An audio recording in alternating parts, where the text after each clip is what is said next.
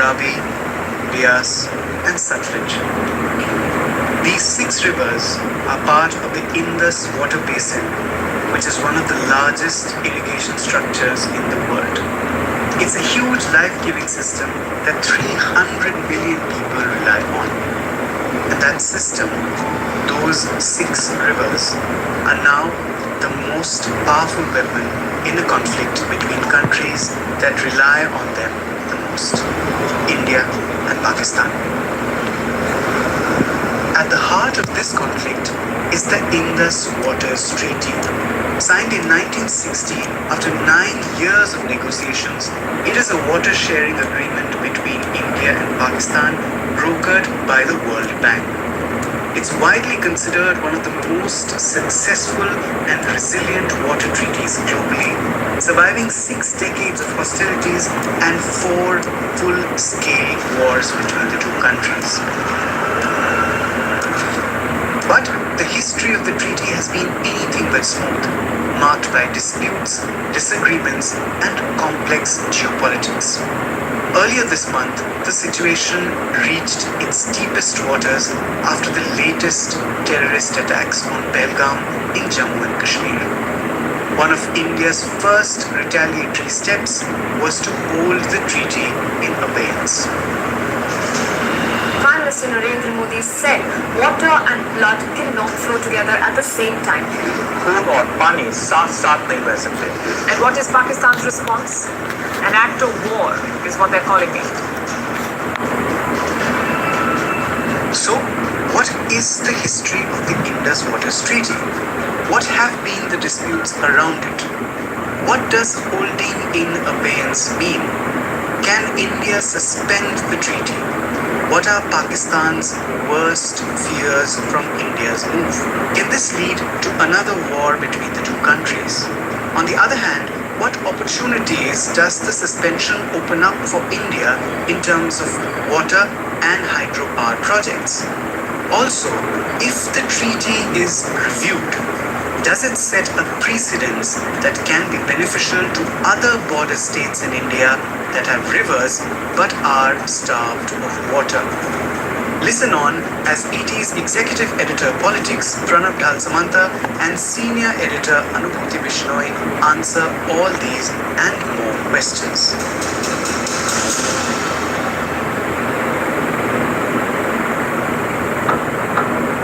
It's Tuesday, the 29th of April. I'm your host Anirban Chaudhary, and this is the Morning Brief.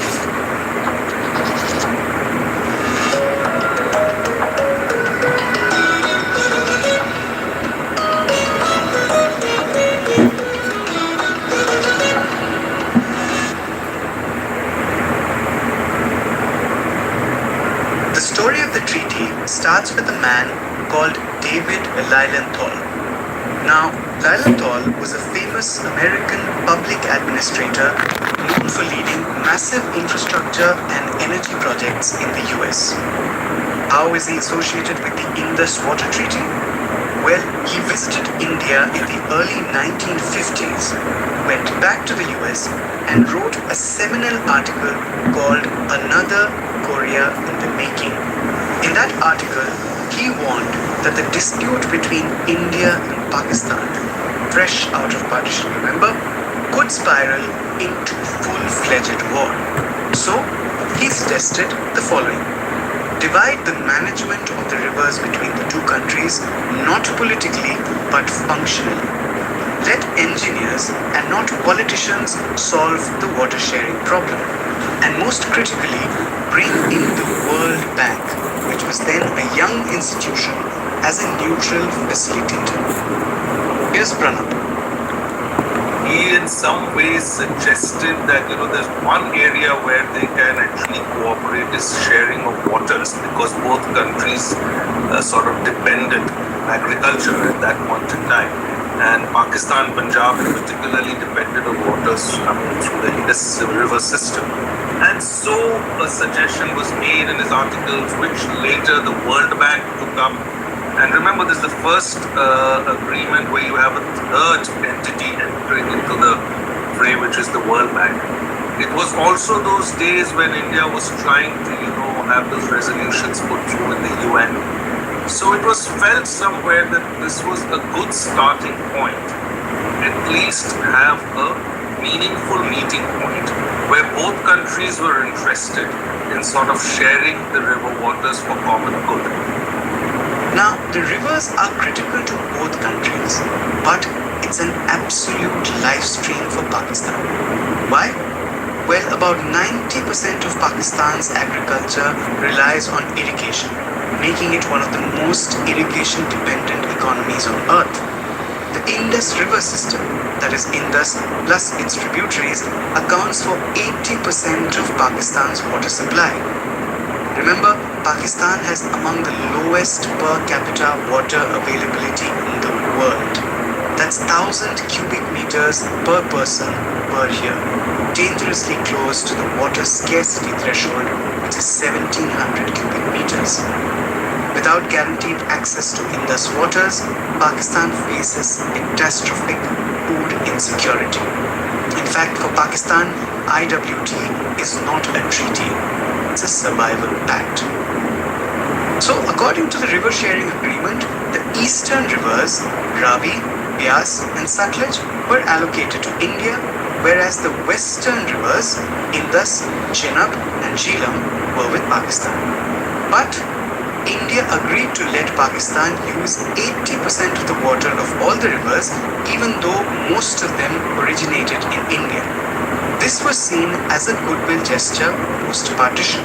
But over the years, we found that as development, etc., took place, at some point in J&K, the need for electricity and power and the constant surveys showing the idle power potential of the Indus Valley system, especially on Jhelum and Chenab, it was felt that more power projects, hydel power projects could be made so that the state of Jammu and Kashmir can get, now Union Territory of Jammu and Kashmir, can get a good source of power supply. Not just that, but also sending it onto the grid and also making some revenue out of it. So when these plans sort of took shape, that's when the problem started.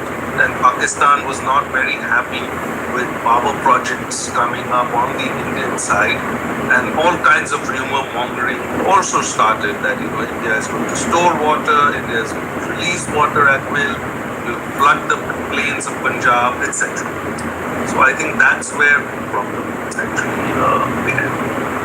So over the years, this has become like the most uncomfortable cohabitation arrangement ever. Like a marriage of convenience from which neither partner can walk out, but one will try every single trick in the book to make it absolutely miserable for the other. So, the treaty allowed India to use the western rivers, even the western rivers, for non-consumptive purposes, which meant it could set up hydroelectric power projects. And it did. The treaty also said that those projects had to be something called run-of-the-river projects, which means water is diverted from a river, it is passed through turbines to generate electricity, and then it's released downstream again. Which means there are no reservoirs to store water or obstruct its flow. India followed that too. Nevertheless, Pakistan tried to put a spanner on every single one of those projects.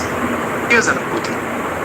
So I'll go back to the first project which came to the side of the tree, which was in 1970. This is the Salal project of Chennai. Now since this was 1970, India, and then soon after you had the Shimla Accord. Because we wanted to maintain a lot of goodwill around that, India gave a lot of bilateral concessions. We ended up reducing its height, eliminating the operating pool. There are under sluices in a dam. So what happened was we compromised on so many of these things, it would just get silted up every time.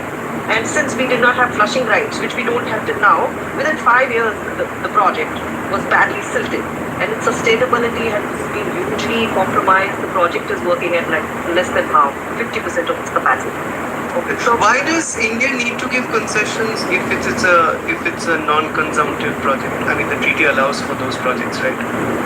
Yes, but the treaty allows Pakistan to raise issues of concerns around the design of a project. Only run-of-the-river projects are allowed on our side. Unfortunately, India is also, mandated under the treaty to give about a 6-7 month notice to Pakistan under the treaty regime of any project. So that's where many of them get held up. So look at the case of Bagliar again, which went through a whole dispute thing. When we are talking the projects which went into, ran into rough weather or where Pakistan raised objections. In 1999, we started work. And then Pakistan raised objections. It took, and a neutral expert had to be appointed in that case. And it's in 2008, so you've got, look at the number of years, a decade, till the neutral expert gave a verdict. Then you had in 2006, Kishan Ganga project. Kishan Ganga. So 2007 we started, then it is halted in 2011. Again, amid all this, it went to the court of arbitration. One issue was sorted out, Pakistan raised another one, related to flushing. So again, it was held up. It's taken years and years, and 2016, and yet it is still stuck, because there is yet another issue. It's still now, of course, with the neutral expert. Okay, so now remember the treaty was brokered by the World Bank. Did it make efforts at resolving disputes? Well, yes, it implemented a two-pronged strategy. A court of arbitration that Pakistan wanted and a neutral expert that India had called for. The duality of the mechanism made the whole conflict resolution process complex, convoluted, and counterproductive. In fact, a body called the Permanent Indus Commission was also set up for dispute resolution. Did it work? No. Here's Pranab. India's understanding of the dispute resolution mechanism, that is Article 9, is that it is a graded process. First, the Indus commissioners meet. If that doesn't work out, then you go to the neutral expert. If that doesn't work out, you go to the court of arbitration. Which is bizarre, but unfortunately, the World Bank allowed that to happen in Kishan Ganga. And here's Anubhuti. It is also up in the air. Why did the World Bank allow to in its proceedings? Correct. So India raised an objection, sent a notice to Pakistan on 25th January 2023, I think. Yes, sent a notice and said that this is you cannot have simultaneous proceedings. It's a staged process. First have bilateral discussion, then the second stage is neutral expert, and the third is a court of arbitration. So if neutral expert has started, you cannot one can lead court of arbitration, which was happening in this case. India refused to participate in the court of arbitration. So India has given notices to Pakistan, I think 4 of them, if I'm not wrong, to come to the negotiating table and remodify the treaty, right? For this reason, it has not, the permanent Indus commissioners have not met, I think, in a year's time, over a year, because India... Since 2022, yes. Yeah, because they say that, if you don't, we want to modify the treaty. Now, Pakistanis are not coming on the table. I would say India is also, so loss of faith or trust deficit in the dispute redressal mechanism, which is provided under the IWT. That has seeped in, I think, and that is where you see these meetings are not happening that often. The Permanent Indus Commission hasn't met, as I said, since May 2022. No meeting is scheduled just now. So, like I said, the treaty has withstood several armed conflicts. 1965, 1971, and the Kargil War in 1999.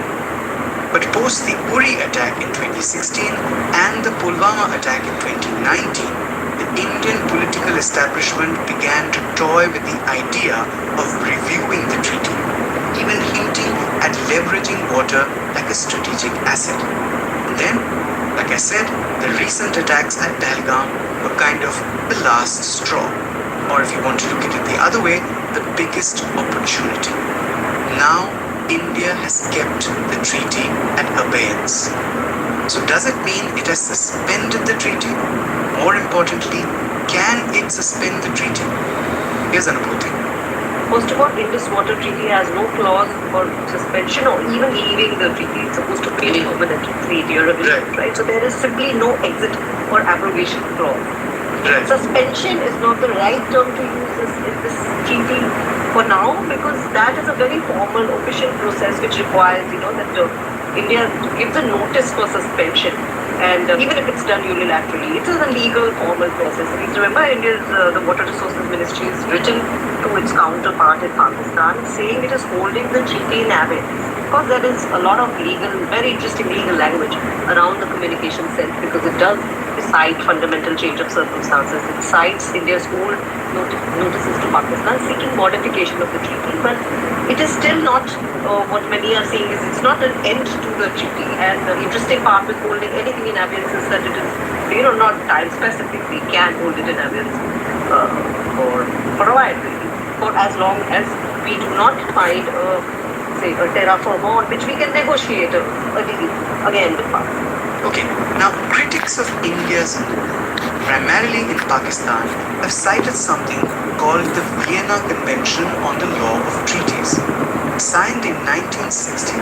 Remember, 1969, that's 9 years after the Indus Waters Treaty was signed.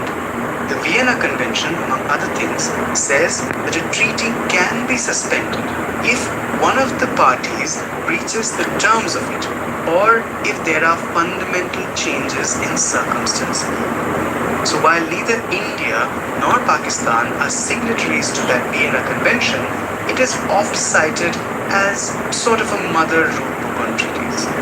So is it true that India has no valid reason to keep the treaty at abeyance or ask for its revision?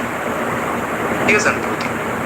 No, if we look at the communication sent by India last week, it links the fundamental change of circumstance with its notice which it has sent to Pakistan earlier in 2023 and 24, where it has sought modification of the treaty, saying ground situation has changed. Some of it is repeated in the latest communication. When we say ground scenario has changed today from when the treaty was inked in 1960, we're talking about demographics, they're saying, we're talking about clean energy requirements, and also the important part is India has underlined it as a breach of trust because of terrorist acts being perpetuated by Pakistan. Why is that important?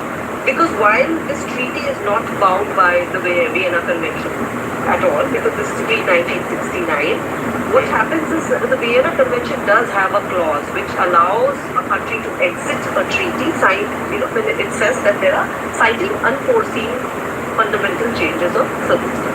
So India has framed its notice in that language, so I think it is opening a legal avenue. That's it. Now remember what I said. Pakistan really depends on that treaty and the water it gets as a result for its sustenance. Now, in global water law, if you will, India is what is called an upper riparian state, which means it is located closer to the source of the river. Remember I said most of them originate in India, while Pakistan is a lower riparian state, which means it is downstream. Now, Pakistan's fear is that India can obstruct the flow of water to it, or that it can flood parts of Pakistan. Can it? Here's Pranab. See, a lot of it is a bit of a hype, frankly, because nobody is going to stop the flow of river water in Pakistan. What they fear is that India will build large dams and control the flow of water, which can happen because India is an upper riparian state and they are a lower riparian state. And any lower riparian state is always worried because the amount of water is always regulated according to the need of the crop, right? You don't want to be flooded at the wrong time. You don't want to be famined at the wrong time, or you don't want a drought-like situation at the wrong time. And just to make it clear, for instance, we are a lower riparian state to China, but we don't have such an agreement with China. So we are constantly worried about, what they do with Brahmaputra. Similarly, but here, the Pakistanis have an agreement which allows them to, come back at India using the treaty and saying that within the treaty you have to share information A, B, C, D, and if this information is not shared, it will be bad faith. And when you release water, you have to tell us in advance. When you make a project, you tell us in advance. We have a say on whether it works for us or not. So it's actually like a body of rights for the lower riparian states. So suddenly, if that vanishes, imagine the insecurity on the other side, even if it is psychological. But doesn't it mean that India is simply weaponizing a natural resource? I ask Pranab again. So, in physics, there is something called as latent heat, right? So you can weaponize,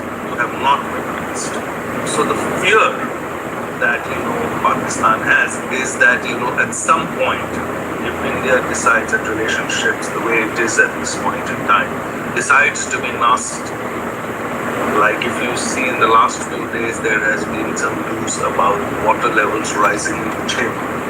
It could just be a desalting operation happening in one of the Uri hydro projects, and you just wanted to release some water, which is well within limits, but is now being viewed with suspicion and fear.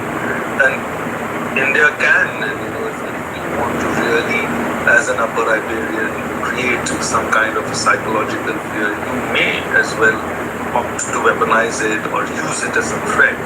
To that extent, I get what the Pakistani alleged weaponization when it has not really happened.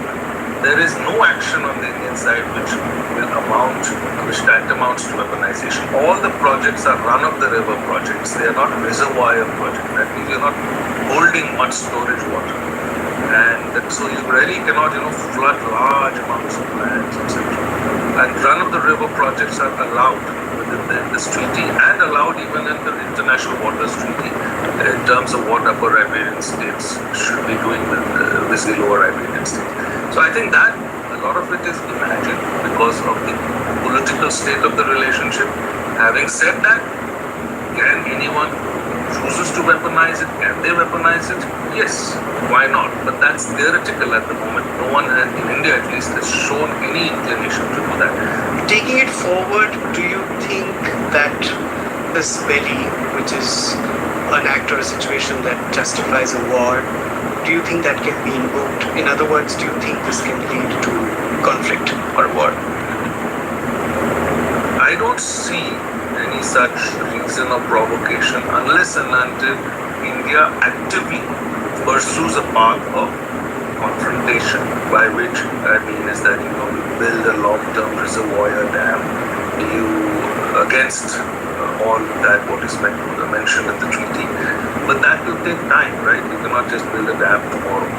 So I don't see it providing any such provocation of existential provocation for a war to start. That said, if Pakistan were to take even the slightest of acts or any acts of defiance as provocation, then it's a political decision. And there, for instance, I am pretty certain that India will now proceed with many power projects which are lined up, which are in the pipeline, which are run-of-the-river power projects, which have been delayed, and we have reported about it today as well in the Economic Times, because every new project under this treaty requires you to inform them 6 months in advance. And Pakistan usually objects to all these projects and then wants a site visit, and how things get delayed. In many cases, contractors have run away because of the delay in getting Pakistan's consent. So now that thing is off India's neck. So what it can do is it can proceed with many of these projects without getting Pakistan's concurrence. Now, if that is seen as a provocation enough, it is definitely an outcome of the suspension of Indus Waters Treaty. But is that provocation enough for Pakistan to go to war? I cannot say. I think it will be because to go on war for projects which are still on paper, I think will be a bit of a stretch, but definitely it will create a lot of political bad blood. There will be a lot of controversies around it.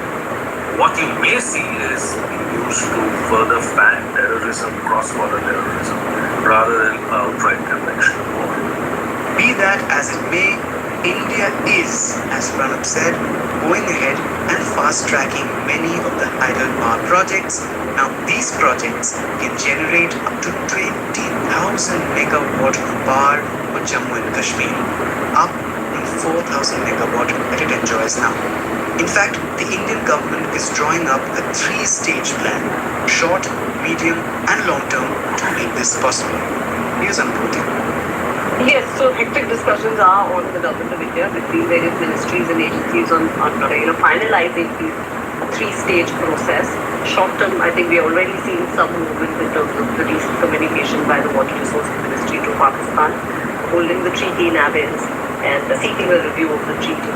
So that is the first step, and that we are hearing that we may be looking at things like beginning flushing of some of our existing hydroelectric projects. So that will be more short term, I'd say. Mid-term is the bigger and the more important part here, because that means we can start working on some of our projects. We've reported today itself that there are at least 5 key projects which could add up to 3,000 to 4,000 megawatts of JNK. And these are yet to get IWT clearance through their own dispute redressal mechanism. So if we hold the treaty in abeyance, the question being asked is, can we just proceed ahead with them if they have received all of the green clearances, the technical clearances? Do we really still need to go through the IWT or intimate Pakistan? Because that would delay the project. So that is one very key idea and priority area just now to move ahead with this. And the long-term plan is to look at future projects that may take a little longer, may take a decade to fully utilize our share of waters under the Western Inland system. So that is where we are. It is still a developing issue and developing story. So we have our eyes on the ball. We are trying our best to get as much as we can on it. So that is where it stands now. I wanted to ask Pranav a lateral question. What if the treaty is reviewed? Would it set a precedent for other border states which are as starved of water? Can there be, for instance, an agreement with China, which has arguably unfairly used its upper riparian position vis-à-vis India for years? Can things improve? Especially because relations between the two countries, that's India and China, now seem to be thawing. Yes, Pranav.